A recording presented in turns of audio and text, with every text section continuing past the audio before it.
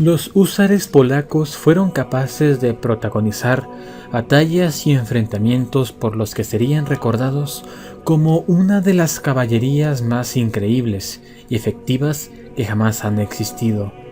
Su legado nos remite al eterno e inacabable enfrentamiento entre el cristianismo contra la sombra del paganismo en el este y el embate del Islam. Húsares, defensores de Polonia, protectores de la Europa cristiana.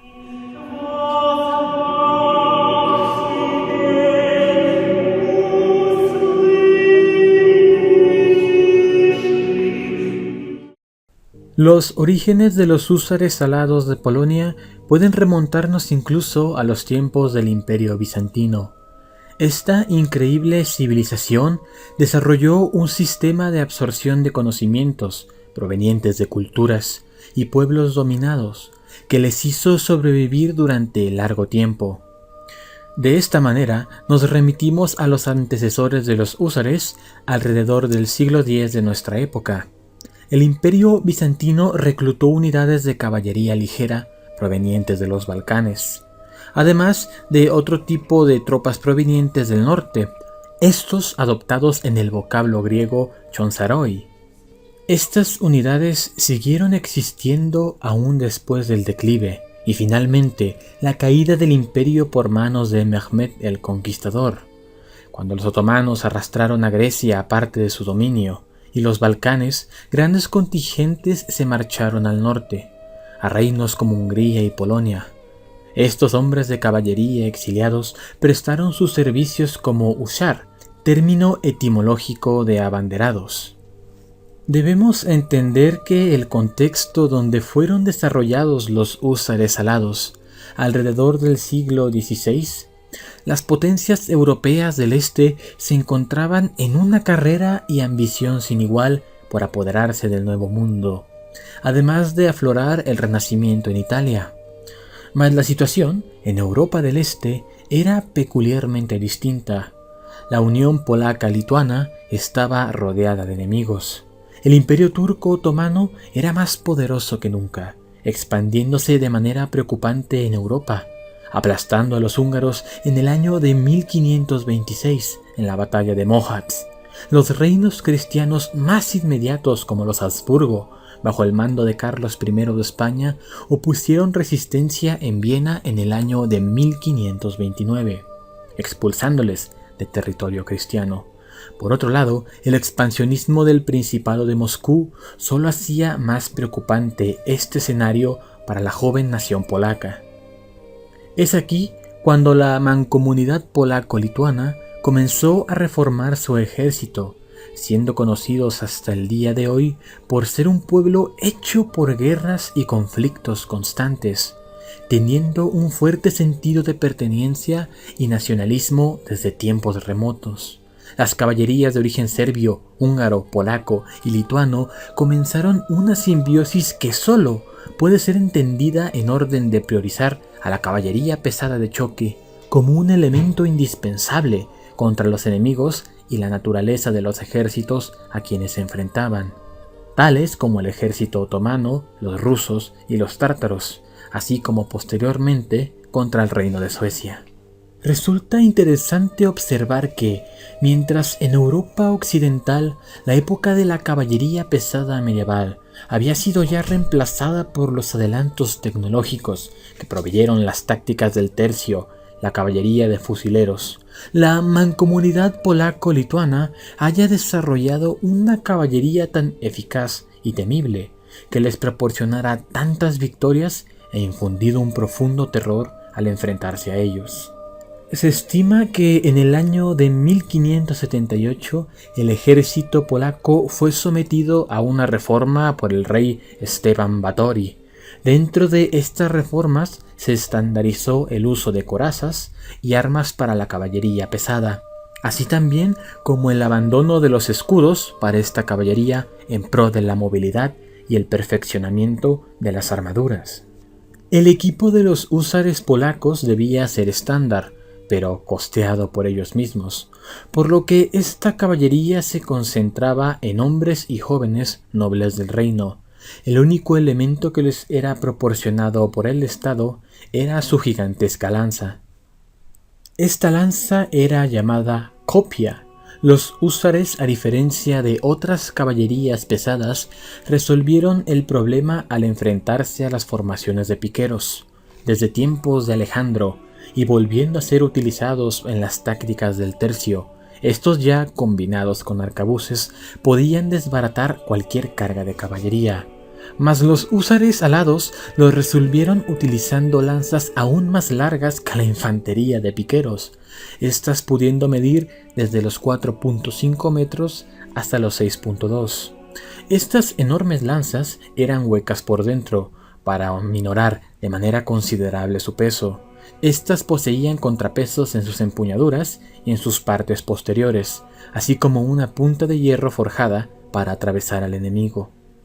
Estas no estaban pensadas para durar, sino para romperse al impacto. Los húsares alados eran capaces de lanzar a gran distancia por los aires al hombre a quien impactaran en la formación de picas. Además de matarlo, por supuesto, esto desbarataría la formación por completo. Es por eso que ningún tipo de infantería estaba a salvo de esta caballería polaca, ya que si aún los piqueros les temían, otros tipos de infantería solo podrían sentir terror al mirarlos venir. Sus armaduras estaban compuestas por un casco llamado zigzag. Este poseía una protección para la nariz, los pómulos, buena parte de las mejillas y boca. Este, como hemos visto, poseía una llamativa forma de hoja en la mayoría de los cascos. Esto permitía al húsar alado tener una visión periférica decente, así como frontal.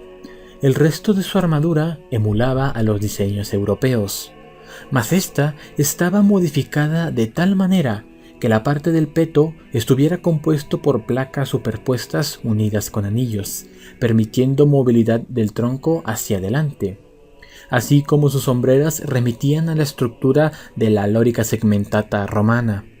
Mas esta protección se extendía hasta las muñecas con placas, se omitía la parte interior de los brazos y también utilizaban guantes. Para la protección de las piernas utilizaban ropa acolchada sobre la cual iba cota de malla, así como extensiones de peto en forma de placa para los muslos y piernas. También utilizaban protección para las rodillas. Generalmente utilizaban pantalones holgados o faldas en determinados casos. En su armamento, omitiendo la lanza, en un principio tenían una libertad para utilizar el armamento de su gusto, mas después de la reforma estos fueron priorizados por una espada de gran longitud llamada Konzerst, la cual tenía un diseño alargado para una función similar al estoque europeo. Esta espada tenía la función de atravesar con su puntiaguda punta los puntos débiles de la armadura del enemigo. Esta medía alrededor de 1.6 metros de largo. También podían utilizar los famosos sables curvos, sabla hursarska. Podían cargar ambas espadas en batalla, o bien utilizar el tipo de sable indicado de acuerdo al enemigo que se enfrentaban.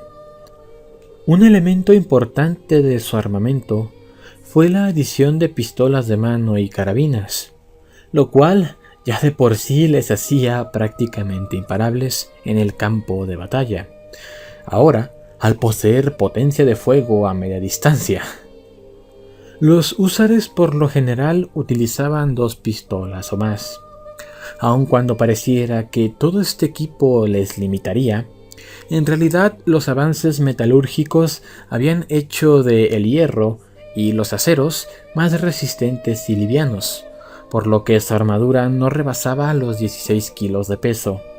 Los húsares eran conocidos por utilizar una hermosa piel de leopardo del lado izquierdo a modo de capa.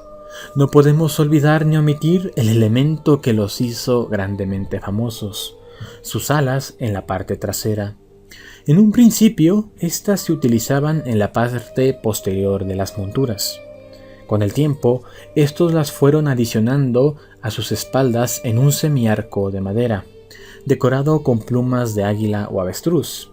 Los húsares acostumbraban pulir sus armaduras para que estuvieran brillantes y relucientes, sobre todo con la intención de intimidar. Aún se discute por qué razón las utilizaban en realidad. Se teoriza de manera algo romántica que a gran velocidad estas alas producían un sonido agudo que podía aterrorizar a los caballos e inquietar al enemigo. Mas esto jamás ha sido comprobado con éxito.